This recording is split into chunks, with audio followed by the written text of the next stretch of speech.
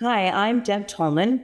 I was the chair of the Qualitative Awards Committee this year for Division 5.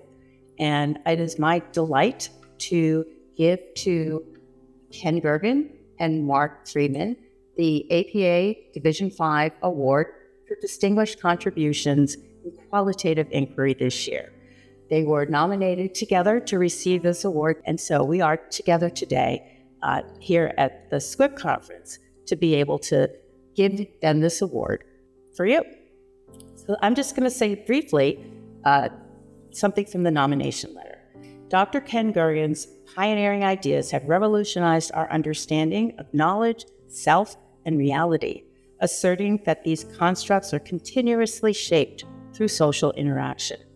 His influence extends far beyond the academic sphere, enriching practices in therapy, education, and organizational development with new depths of insight and application. Dr. Mark Freeman, his contributions to our understanding of storytelling and narrative construction have been equally transformative. His research elucidates how narratives fundamentally shape and are shaped by human experience, offering groundbreaking perspectives on identity, psychology, and the critical examination of our discipline itself. Congratulations to both of you on the part of APA Division 5 and in particular, the Qualitative Inquiry Awards. That's very nice. Thanks so much. Yeah, Thanks so much. Lovely. Yeah. Mark. Yes. Well, it's just a real pleasure and an amazing honor to be here sharing the award with you, Ken. I've known your work for about 45 years, and I've known you personally now for probably 30. Damn. So you've been with me a long time, my friend. I'm so glad.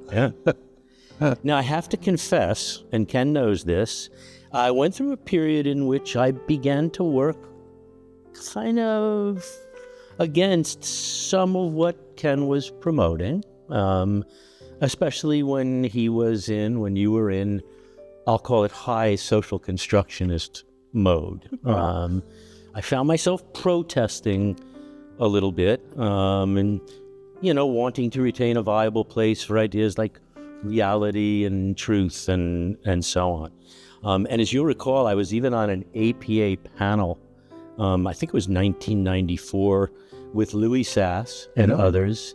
And that panel was titled Postmodernism and Its Malcontents. And I was one of the malcontents. And Ken was a very generous... It's a difficult scene for me. But it was ganged up on. But you knew you had to be. Ken was a discussant.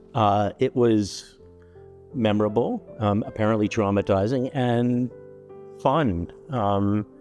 But what I really cherish about that time is that, as far apart as we were on some of the issues of the day, there was still room for real dialogue. And I don't know if you feel the same way, but there also seemed to be a kind of emerging affection, like the fact that we were on different ends didn't make us hostile. Yeah. Amazingly enough.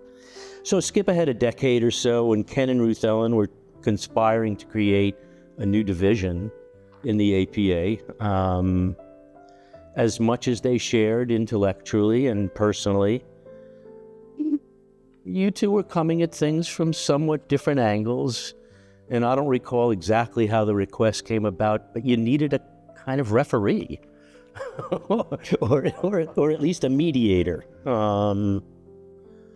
And as my great good fortune, as luck turned out, I was that person.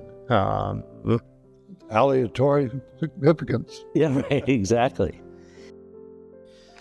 But all I'll say as I move towards closing is that I'm really glad to have stayed the course, partly for the sake of working with you and Ruth Ellen and lots of other amazing people, but also, and more importantly, for working in some modest way to help qualitative inquiry get its foot in the door of the discipline. I believe in qualitative inquiry, its value, its significance. And I also believe in the value of disparate groups of people coming together in some meaningful way. You'll recall this. I mean, on the face of it, Division 5, truthfully, seemed like one of the least likely places that would want the likes of us. It was the Division of Evaluation, Statistics, and Measurement, right? And there were people in our ranks who also found it curious. You want to do what? But come together we did, under the roof of the APA, no less. And I think you'll share my feeling that the result is something worthy and good. So it's really been a gift and a privilege to be a part of the process. I think I'm going to leave it at there. You know, there's a couple more things I could say. I'll just close by saying it's great to be here with both of you. And I also want to extend my gratitude, my thanks to Division 5 for honoring us, for supporting our work, and for giving the Society for Qualitative Inquiry a home. It's been a good ride, and we're hopeful that it'll continue to be that. Beautifully said. Yeah. I love it that this award is going to the two of us together. Yeah. Because there's something almost iconic about that, something that is deeply right, theoretically, literally in terms of relationship, but more broadly in terms of what I think we're helping to create here. Now, just a little bit on the side, although it's related, I have loved our relationship over these years. Yeah. We may differ, but I so admire what you do. Yeah.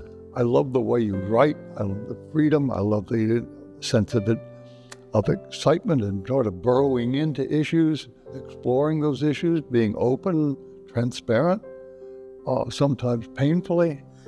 And the fact that, bringing all that in to reflection in terms of what it's meant for people. And that's been enormously important for me to watch that. The whole series of books you've done, the way you've been bringing people together to do these things.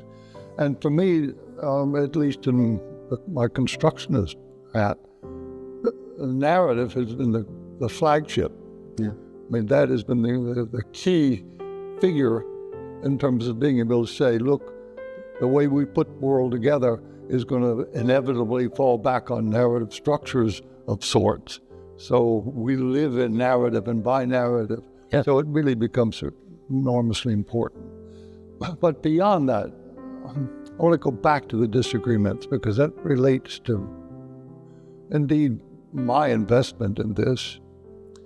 We have done this in a way which has been beautiful.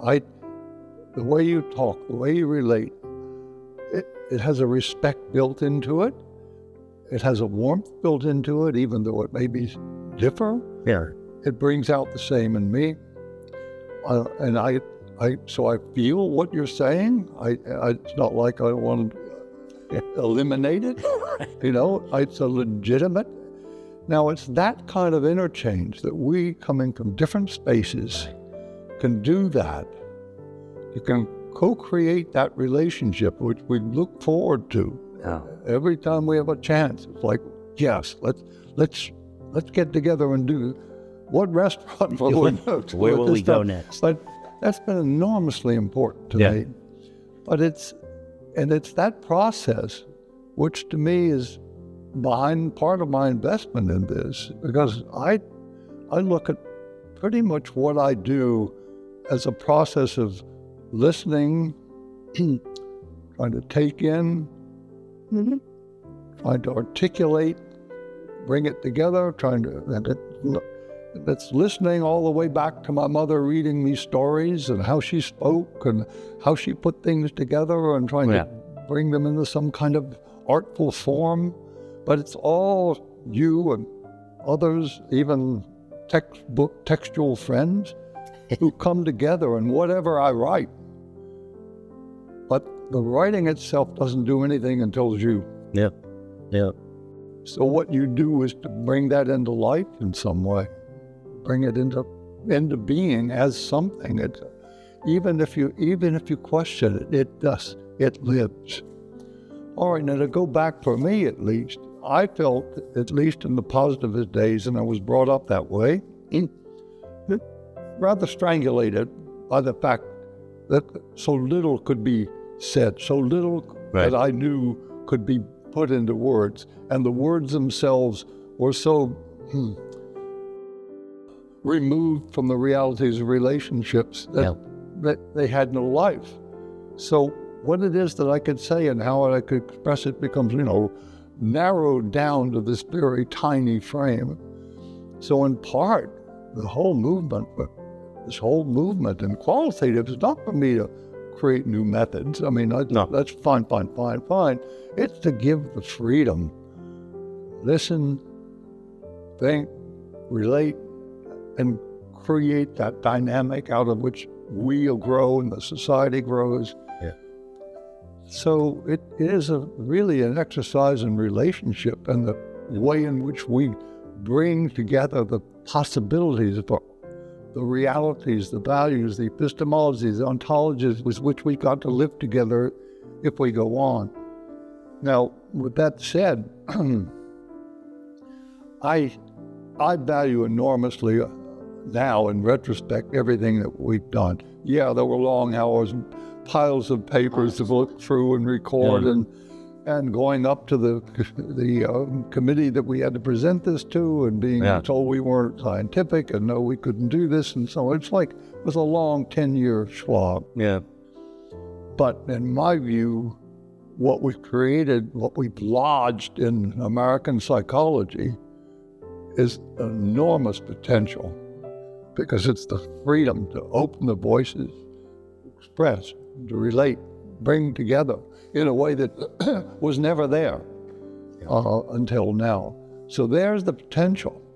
For sure. I mean, I feel absolutely the struggle is worth it in creating that potential. Now, what people do with it is the next real question. I'm feeling pretty good about the first 10 years. I do think the challenges of the next 10 are cataclysmic in importance, and I have a lot to say about that, but I have great hopes. Great hopes. So anyway, thank you. Thank the division. Thank all those voices that heard, listened, carried through, and generated the energies to bring this off and for us to be here today. Yeah. So, two quick footnotes. I don't know if you remember this. It was a long time ago. And I forget which book of yours I had read, but I went up to you at one point and I said, I think you're doing theology. Because the end of the book was basically about the flowering of the human community. And so at that point, I'm thinking,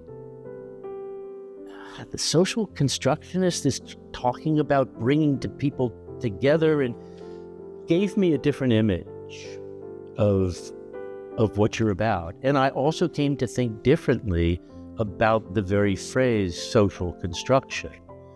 I think my earlier take on what you were doing focused more on the epistemological issues and all that. True.